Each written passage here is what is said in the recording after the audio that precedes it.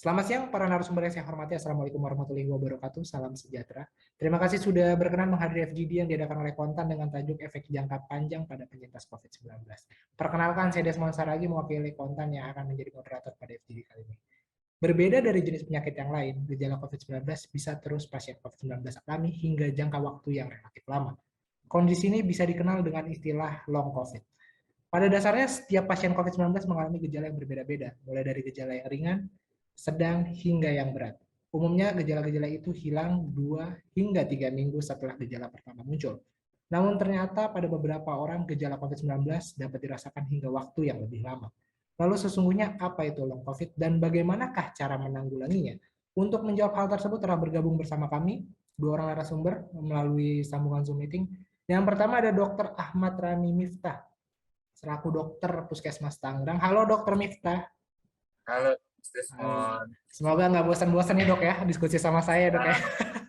Allah kalau untuk keperluannya edukatif Iya, karena akan obrolannya hari ini seru support. banget nih tentang long COVID. Saya pribadi juga pernah kena COVID, nanti mungkin kita akan cerita-cerita sedikit di situ ya dok ya. Oke. Ya, Yang kedua ada Safira Putri Medina selaku penyintas COVID-19. Halo Mbak Safira. Halo Mas Desmond. Halo. Ini kalau Halo dokter. saya lihat ya dari Mbak, salam kenal Mbak Putri. backgroundnya di mobil tapi nggak pakai masker, ini parah nih, nggak sesuai 3M nih. Kan kita lagi sendirian ya dok. Oh, Kalau sendirian lagi. kan nggak apa-apa. Oke, kesibukannya lagi apa aja nih Mbak Safira kalau boleh tahu? Kesibukannya sih kerja, pastinya kerja sambil kuliah sih. Oke, masih kuliah ya berarti. Mm-mm. Mungkin kalau sebelum kita masuk ngomongin soal long COVID-nya, mungkin bisa diceritakan sedikit nggak sih Mbak Safira awal kenal mula COVID-nya ini gimana? Oke, langsung aja ya aku ceritain. Jadi tuh awal mula kena COVID tuh mungkin karena kan WFO ya, kan kerja Hmm. WFO. Jadi ada salah satu temen yang kena COVID. Terus Hmm. abis itu langsung lah biasa tuh di kantor di Hmm. ruangan pada panik, pada ikutan tes. Nah lucunya ya bukan lucu sih, cuma kan waktu sempat antigen ya. Nah terus pas antigen ternyata negatif. Oke. Saya dan beberapa teman-teman tuh negatif. Tapi kok setelah 1 hari setelah antigen itu badan tuh panas gitu loh, sampai 3 hari Oke. demam, 3 hari demam, dan ternyata pas dicek akhirnya coba PCR itu positif. Jadi Oke. ya itu sih, berarti pada saat itu mungkin antigennya nggak ngerti Oke. kenapa, tapi False tiba-tiba negatif ya istilahnya tuh ya, kalau mhm medisnya mungkin ya. mhm. Oke, terus. Ya terus ternyata setelah itu ya udah positif. Jadi ya udah habis itu kita ikutin aja protokol selanjutnya Oke. gitu. Nah, kalau ngomongin soal long COVID-nya sendiri nih dari Mbak Safira ini sempat merasakan nggak sih selama mengalami COVID-19, selesai dari 14 hari kan harusnya karantina, nih masih ada penyakit-penyakit penyerta lain nih yang belum kunjung hilang nih setelah selesai COVID. Kalau untuk long COVID sendiri itu mungkin lebih ke ini aja kali ya, emang badan itu rasanya kurang fit gitu ya. Jadi setelah 10 hari, waktu kan setelah 10 hari habis itu negatif, udah swab, emang badan tuh agak nggak fit dan juga sesak napas sih. Jadi mungkin nafasnya lebih pendek. Jadi kalau misalnya Oke. kita jalan gitu atau naik tangga tuh emang lebih cepet ngos-ngosan gitu Oke, sih. lebih cepat lelah lah ya. Mhm. Itu doang ya berarti nggak sampai yang parah gitu ya, ada yang pusing-pusing terus gitu-gitu enggak lah ya. Cuman Enggak, kalau itu enggak. Mungkin lebih ke sama psikologis kali ya, kan kayak sama kayak orang-orang juga ya, dengar experience orang-orang, ya mungkin lebih ke psikologisnya aja. Karena kan 10 hari atau 14 hari itu kita isoman sendirian gitu ya, pasti kan ya oke. sepi, nggak bisa ketemu teman-teman gitu sih. Oke. Nah, saya pengen ke Dokter Miftah nih. Sebenarnya yang dimaksud dengan long COVID ini apa sih Dokter Miftah? Ya, baik. Kalau dari istilah yang long COVID, artinya COVID yang berkepanjangan. Nah, Hmm. seperti itu ya. Jadi gejala yang masih timbul eh, setelah dinyatakan sembuh gitu ya, atau Hmm. negatif kalau Hmm. misalkan nanti ada pemeriksaan PCR lanjutan. Seperti Hmm. itu ya. Tapi kita harus tahu dulu nih penyebabnya, karena kalau saya baca beberapa literatur memang penyebab long COVID ini belum diketahui pasti, Oke. tapi memang ada 2 hipotesis dari para ahli atau peneliti. Hmm. Kemungkinan long COVID ini berhubungan dengan tingkat kerusakan organ yang disebabkan oleh virus dan proses pemulihannya. Jadi ibaratnya gini, Mas Desmond, ketika kita terserang COVID, Hmm. itu terjadi pertempuran lah ya, Oke. pertempuran di dalam tubuh kita antara virus dengan antibodi.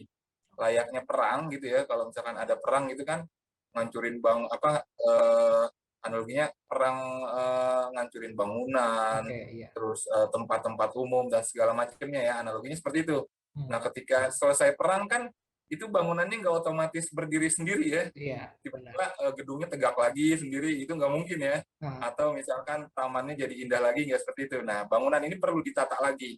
Perlu oke. ditata lagi, perlu diatur lagi, atau kalau misalkan gedung perlu direnovasi lagi. Nah, mungkin seperti itu analoginya. Jadi ketika kita berperang melawan virus dalam tubuh kita, nah, tubuh itu perlu waktu untuk menyesuaikan lagi, untuk membentuk sel-sel baru lagi yang nantinya akan bekerja secara normal lagi. Nah, tadi saya bicara ada 2 hipotesis nih, baru hipotesis sih sebenarnya penyebab long COVID itu. Pertama memang dari sistem kekebalan yang salah menyasar gitu ya, Oke. sel dan malah bekerja dan masih bekerja memperbaiki kondisi tubuh. Nah, tadi saya bilang tuh, dia si sistem kekebalannya itu masih memperbaiki kondisi tubuh setelah infeksinya hilang, seperti itu. Yang kedua, ya memang penyintas COVID masih memiliki, yang tadi itu saya bilang, ketika 10 hari ada penelitian menyatakan bahwa sebenarnya virus ini udah nggak aktif gitu ya, tapi masih ada sisa-sisa atau bagian-bagian dari virus ini yang bertahan di dalam tubuh kita gitu kan, yang mana itu mungkin tidak akan terdeteksi oleh tes diagnostik gitu ya, meskipun misalkan ketika kita swab PCR sebenarnya hasilnya udah negatif gitu ya, tapi masih ada jasad remiknya yang tersimpan di tubuh kita, yang mungkin sekali lagi ini hipotesis ya, bukan suatu yang pasti, yang mungkin masih memberikan gejala seperti gejala long COVID pada umumnya itu kelelahan, ya, nyeri otot, kadang ada juga yang mengeluh nyeri dada, ada juga yang datang dengan jantung berdebar-debar setelah 14 hari isolasi mandiri, atau mungkin yang paling umumnya itu adalah sakit kepala. Nah, itu masih mungkin. Jadi penyebabnya belum didapati. Peneliti hanya bisa berhipotesis terkait adanya long COVID. Oke, mungkin saya pengen nanya sedikit nih dok. Jadi yang dikategorikan orang ini kena long COVID ini ketika dia sudah hasil PCR-nya negatif atau sudah lewat dari 14 hari tapi masih ada gejala sakitnya? Ya, jadi sebenarnya kan kalau penata laksanaan dari COVID yang COVID itu sendiri kan dibagi menjadi OTG, ringan, sedang, dan berat. Ya. Kalau OTG itu kan sebenarnya cukup isolasi mandiri selama 10 hari. Ya.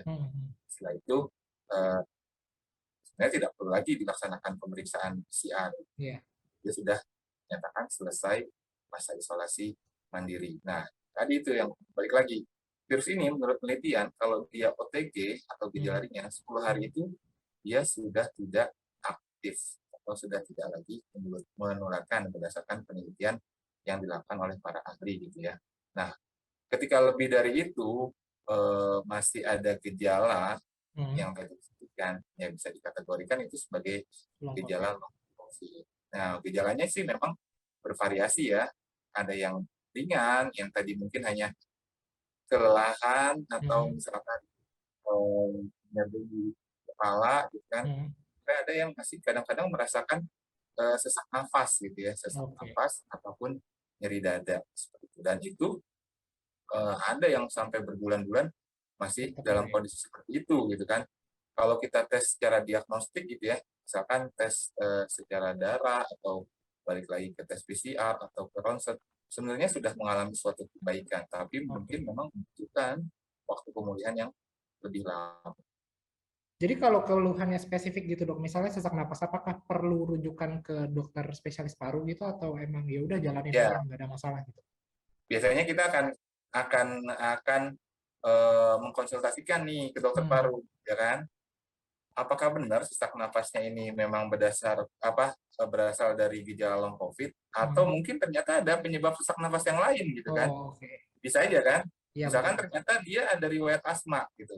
Dan ketika misalkan kita periksa, oh ini ternyata bunyi khasnya asma nih gitu kan. Bisa aja sesak nafasnya itu bukan dari long COVID, tapi karena memang asmanya dia. Atau penyakit lain, kayak misalkan penyakit PPOK, penyakit obstruksi kronis paru, penyakit paru obstruktif kronis, yang mana biasanya ini dijumpai pada para perokok aktif gitu ya. Nah, bisa aja gejala sesak itu akan menempel terus gitu ya, meskipun mungkin tidak separah saat dia terkena COVID. Nah, untuk melihat lebih jelas, biasanya kita akan mencari tahu penyebab utamanya apa gitu kan. Nah, dari situ kita akan sarankan untuk pemeriksaan lanjutan atau kita akan sarankan untuk konsultasi ke dokter Spesialis. spesialis. Kalau saya dulu ini dok saya ngerasa parno aja sih, kayak flu saya kok nggak sembuh-sembuh nih, padahal udah negatif segala macam. Akhirnya saya ke puskesmas minta rujukan untuk CT toraks di foto. Ternyata hasilnya nggak ada masalah. Jadi emang mungkin sugesti juga bisa kali ya dok ya? Bisa banget. Jadi kadang-kadang itu tadi saya bilang, jadi orangnya udah secara pikiran udah tersugesti, kamu masih kena COVID. Nah, itulah yang akan menyebabkan orang-orang akan tersugesti bahwa dia masih sakit. Sebenarnya dia udah secara medis ya. Pemeriksaan medis gitu sebenarnya dia sudah bebas dari COVID itu sendiri gitu kan. Jadi mental yang aneh. Kalau saya pengen ke Mbak Safira nih, waktu mengalami istilahnya long COVID ini berapa lama sih waktu itu sembuhnya? Sampai sekarang masih apa udah enggak nih? Kan kebetulan setelah COVID itu saya udah lumayan lama ya, udah lebih dari 3 bulan. Jadi kalau pada saat itu sih mungkin 2-3 minggu kali ya. Jadi awal-awal tuh pas 10 hari persis sembuh tuh mungkin emang badan tuh suhunya tuh masih tinggi gitu, agak demam. Dan juga itu tadi sesak nafas gitu. Jadi awalnya juga agak takut juga ya, kayak kenapa nih kok jalan sedikit, misalnya naik tangga sedikit kok nafasnya pendek gitu. Dan mungkin salahnya waktu juga saya nggak ngelakuin ronsen sih, Mas Desmond atau dokter. Jadi di situ saya nggak ronsen, padahal kan kalau dibilangnya kan bisa kita ronsen buat dicek kan di paru-parunya ada flek atau ada apa gitu. Jadi treatmentnya setelah kena COVID ini gimana Mbak Syafira dulu? Kalau treatment setelah COVID itu saya cuma akhirnya berjemur, pastinya jadi makin rajin ya berjemur kan, berjemur dan juga olahraga sama banyakin minum vitamin sih, yang paling penting itu vitamin C gitu, sama jalanin prokes jangan lupa itu. Nah sebenarnya ada satu hal yang juga menarik nih, jadi efek jangka panjang COVID-19 ini mempengaruhi kesehatan beberapa sistem organ tubuh pada beberapa penyintas COVID-19, seperti misalnya kardiovaskular, itu seperti gangguan jantung dan pembuluh darah, sistem respirasi, sesak napas atau dyspnea, itulah pokoknya, fibrosis paru dan segala macam. Sistem saraf juga kemungkinan terganggu, penggangguan penciuman dan pengecapan, dan juga sistem metabolik. Nah, kenapa sih dok sebenarnya yang diserang-serang tuh organ-organ itu gitu? Baik, kalau kita lihat ya tadi kardiovaskuler atau jantung, terus jantung dan pembuluh darah, terus respirasi, paru-paru, sistem saraf dan metabolik. Kalau kita lihat ini semuanya organ vital, ya. Jadi sebenarnya target organ ini kenapa sih istilahnya diserang gitu ya? Sebenarnya COVID aja. Penyakit-penyakit lain pun biasanya kalau terkena komplikasi imbasnya ke target organ ini gitu. Jadi sesuatu yang sangat wajar sih kenapa diserang ya, karena dia organ vital dalam tubuh kita. Kalau tadi paru-paru gitu ya. Nah, si virus itu kan bisa masuk sampai ke sel paru gitu ya. Sampai sel paru, dalam tanda kutip parunya luka gitu ya. Luka. Nah, layaknya analoginya gini, kalau kita lukanya di kulit, ya misalkan jatuh, tergores, otomatis kan itu nanti ada jaringan parut ya, apa itu namanya, bahasa kedokterannya jaringan parut, apa kayak proses pembentukan kulit baru gitu ya, poreng gitu, matang gitu ya. Nah, di saat dia belum matang kulitnya itu kan, pasti kita masih kadang-kadang masih ngerasain nyeri ya, nyeri, dan ujung-ujungnya nanti yang paling akhir itu biasanya kalau udah mau sembuh gatal ya. Sama, paru-paru juga kayak gitu, ketika dia luka, dia akan membuat itu namanya suatu respon gitu ya, respon pemulihan sel gitu ya, dan akhirnya nanti akan membuat sesuatu yang bekas juga atau namanya jaringan parut gitu ya. Jaringan parut dalam paru ini tentunya akan mengurangi fungsi dari paru itu, akibatnya dia akan mempersulit paru-paru untuk mengoksidasi. Biasanya gejalanya yaitu jadi gampang lelah atau kadang merasa sesak nafas. Nah, itu salah satu yang terjadi di paru-paru. Atau sama juga di jantung. Jantung, misalkan dia masuk ke dalam jantung, yang terserang adalah otot jantungnya gitu ya. Otot jantungnya terserang sama, kurang lebih prosesnya dengan paru, dia akan luka, akhirnya dia akan memperbaiki diri. Sebelum dia pulih benar, pasti dia fungsinya akan terganggu. Fungsi dalam memompa darah gitu ya. Akibatnya apa? Gampang lelah, karena aliran darahnya itu terganggu. Sama juga ke otak, gangguan otak. Biasanya ada gangguan neurologis, gangguan persarafan gitu ya. Jadi mudah mengantuk gitu kan. Terus di saraf tepinya itu di pengecapannya juga jadi berkurang, penghidupannya juga jadi berkurang. Jadi kenapa di organ-organ ini ya karena ini organ vital gitu ya, organ vital dalam tubuh manusia. Dan sebenarnya tidak hanya COVID aja yang selalu menyerang organ ini, tapi target organ dari hampir semua penyakit pasti akan menyerangnya tuh ke organ vital. Organ vital. Oke. Jadi emang lumrahnya penyakit rata-rata menyerangnya organ-organ vital tersebut ya dok ya. Gimana? Mbak Syafira tadi mendengarkan penjelasan dari Dokter Miftah nih ngerasa nggak sih kayak hal-hal yang disebutin ini terjadi sama Mbak Syafira nggak sih?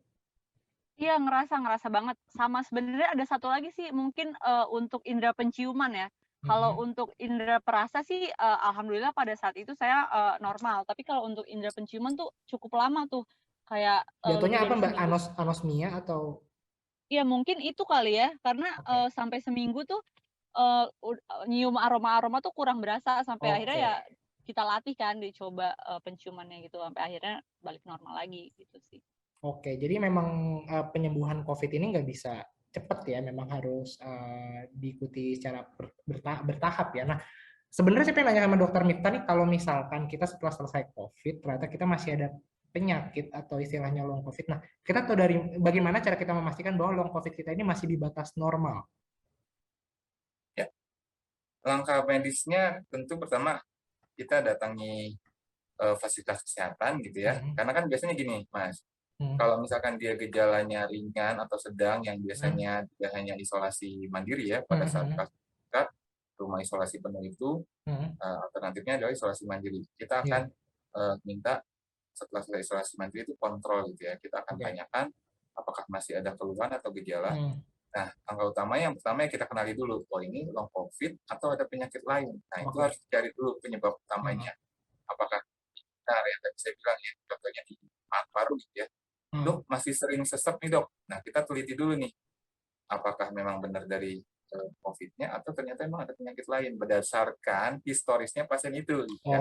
Atau anamnesanya, dan ditambah dengan pemeriksaan fisik yang kita lakukan. Kita kan, oh ternyata ibu ini seseknya karena asma gitu ya. Sebelumnya ibu dari asma, oh iya dok ada. Nah, berarti kan mungkin aja si seseknya ini berdasarkan dari gejala riwayat asma yang saat ini dia kambuh lagi gitu ya, atau penyakit paru yang lainnya. Tentunya langkah medisnya pertama kita berikan terapi ya, terapi terkait dengan gejalanya atau simptomatis sambil kita mencari tahu penyebab lainnya. Ketika misalkan kita sudah mengarah ke suatu penyakit yang memang menjadi dasar dari gejala yang timbul setelah COVID ini, nanti mungkin baru bisa kita konsultasikan ke dokter spesialisnya. Seperti itu sih Mas. Jadi memang pertama pengobatan. Selain itu, apalagi dok selain pengobatan atau terapi medikamentosa atau terapi simptomatiknya, tentunya kita juga kalau terkait dengan sistem pernapasan, kita coba latihan pernapasan. Nah, itu kalau saya lihat tuh di YouTube banyak tuh video-video tentang bagaimana cara mengatur nafas pasien COVID atau selepas COVID. Nah, itu bisa kita terapkan tuh di rumah ya. Samping itu tadi kata Mbak Putri juga tetap kita konsumsi suplemen, multivitamin dalam rangka usaha kita untuk menjaga daya tahan tubuh kita tetap dalam kondisi yang baik. Mungkin seperti itu sih, Mas. Berarti secara overall tuh long COVID itu harusnya tidak membahayakan ya masih dalam tanda kutip ya berarti dok ya? Ya, betul. Harusnya sih dia tidak membahayakan, tapi mungkin cukup membuat mental ya kena ya? tidak nyaman gitu ya, atau was-was, cemas, khawatir. Nah itu.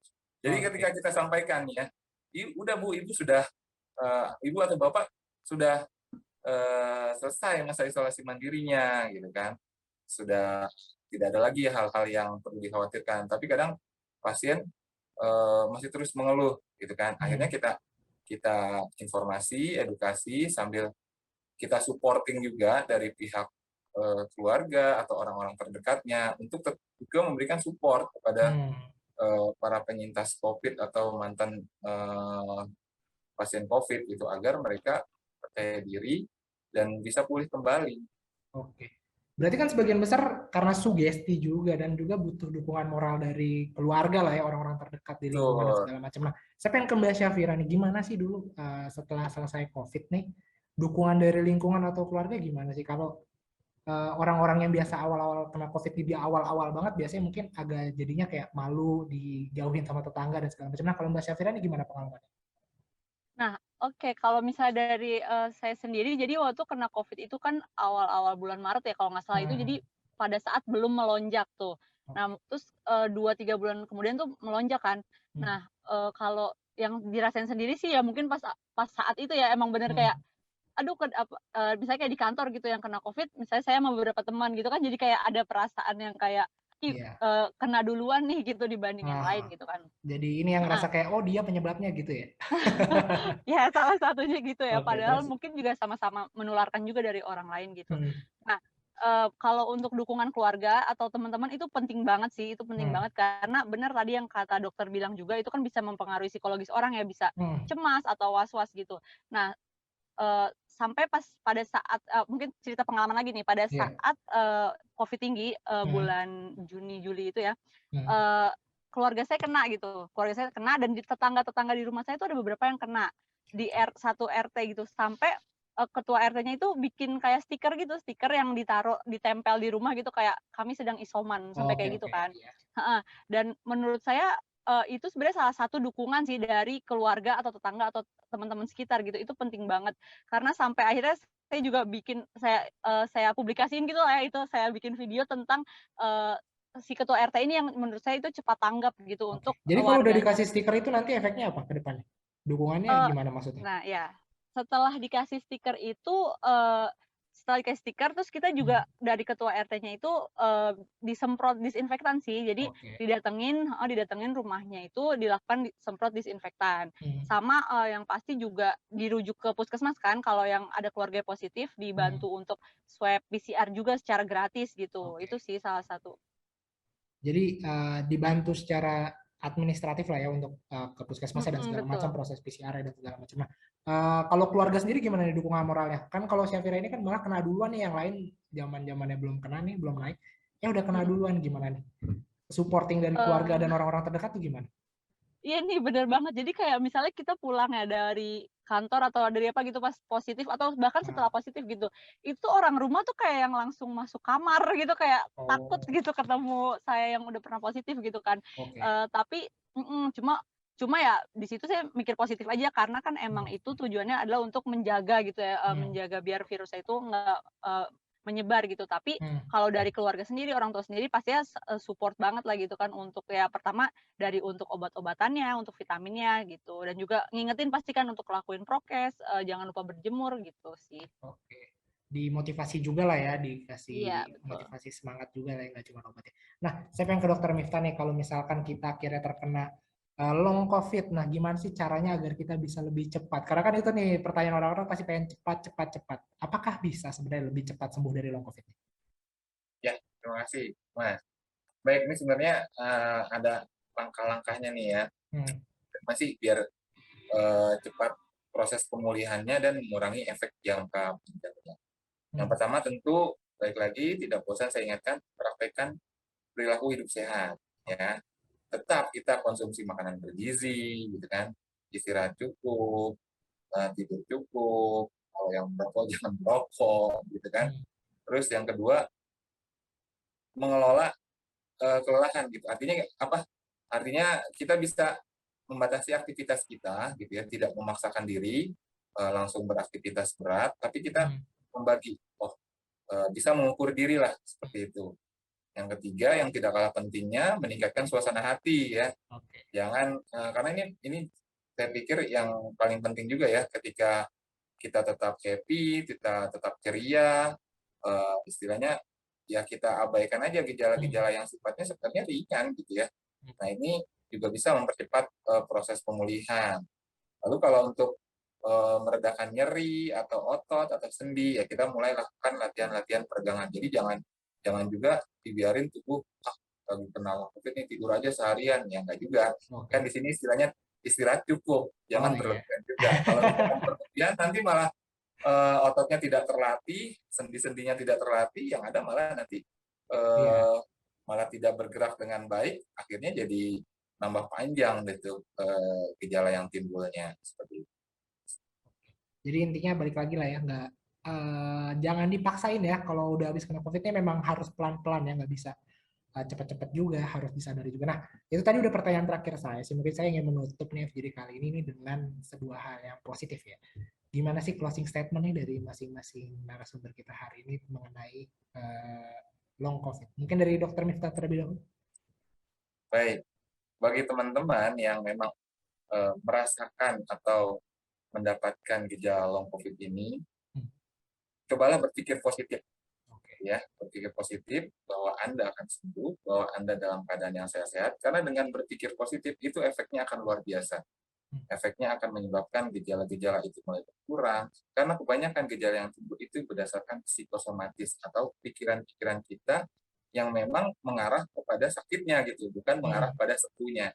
Jadi kalau ada teman-teman yang memang merasakan gejala long COVID ini, coba teman-teman pertama berpikir positif, setelah itu baru ambil langkah-langkah yang tadi saya sebutkan. Dengan itu, mudah-mudahan proses pemulihan dan efek jangka panjangnya bisa segera tertangani dan Oke, jadi emang pikiran tuh penting banget ya dok ya, harus dibawa iya, happy, positif. Katanya kalau happy juga imun jadi lebih baik ya dok ya? betul.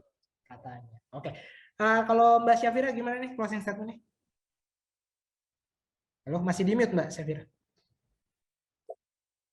Closing statement untuk tadi para penyintas COVID yang punya efek jangka panjang ya, benar yang pasti yang pertama itu adalah positive thinking, positive mind gitu. Karena itu pasti ya akan meningkatkan imun gitu supaya kita tetap selalu sehat. Dan juga yang pasti jangan cuma untuk diri kita juga, tapi kita juga berbagi ke orang lain nih. Jadi kita harus support orang lain, kita harus support teman-teman kita mungkin juga yang penyintas gitu. Dan yang pasti harus tetap selalu ngejalanin prokes gitu, karena prokes itu bukan cuma buat diri kita, tapi kita juga ngelindungin orang lain gitu sih. Oke, siap. Jadi sesama alumni nih harus solid ya istilahnya gitu ya, alumni COVID. Oke, Iya terima dong. kasih Mbak Syafira, terima kasih Dr. Miftah. Semoga hasil diskusi kita hari ini bisa memberikan input juga untuk teman-teman yang pengen tahu nih tentang long COVID atau bahkan lagi long COVID, gimana sih cara untuk cepat sembuhnya. Terima kasih, semoga bisa menjadi informasi juga yang baru. Saya Desmond Saragi pamit, sampai berjumpa di episode berikutnya. Dadah.